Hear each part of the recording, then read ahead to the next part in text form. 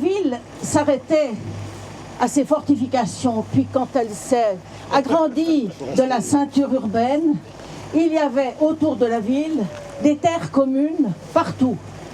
Les Paquis, les Eaux Vives, le Pré-l'Évêque, la plaine de Plainpalais, la Jonction, la plaine de Châtelaine appartenaient à la commune.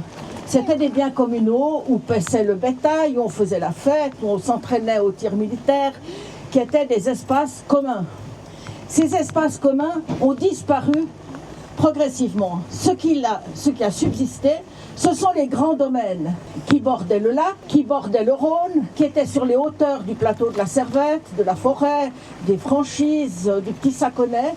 Et au début du XXe siècle, la ville étouffait de densification et progressivement, la ville s'est appropriée les parcs, les grands domaines.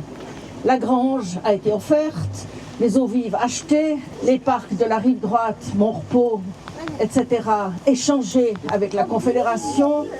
Les autres espaces communs ont disparu sous l'urbanisation. Le Pré-l'Évêque a été traversé par une avenue, le plateau de Châtelaine par la tranchée ferroviaire, par le stade, etc., etc. Tous ces lieux communs, le seul espace commun qui est survécu réellement, c'est la plaine de Plainpalais. Et on sait ce qu'elle est devenue aujourd'hui. Les grands domaines ont donc été acquis, donnés et progressivement transformés en parcs. Dans les années 30, Genève, qui accueillait la SDN, la Société des Nations, était qualifiée de cité des parcs. Et cette cité des parcs a fait la réputation de Genève comme un lieu agréable.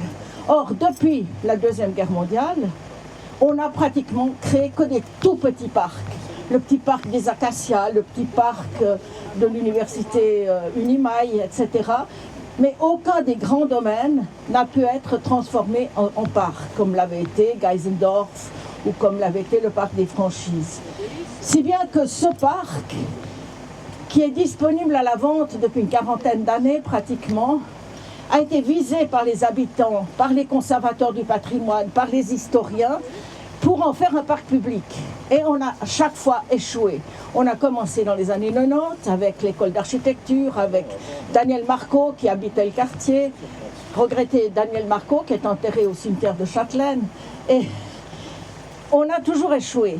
Et on risque d'échouer cette fois. L'échec est dû. L'échec est dû à une procédure qui est la suivante.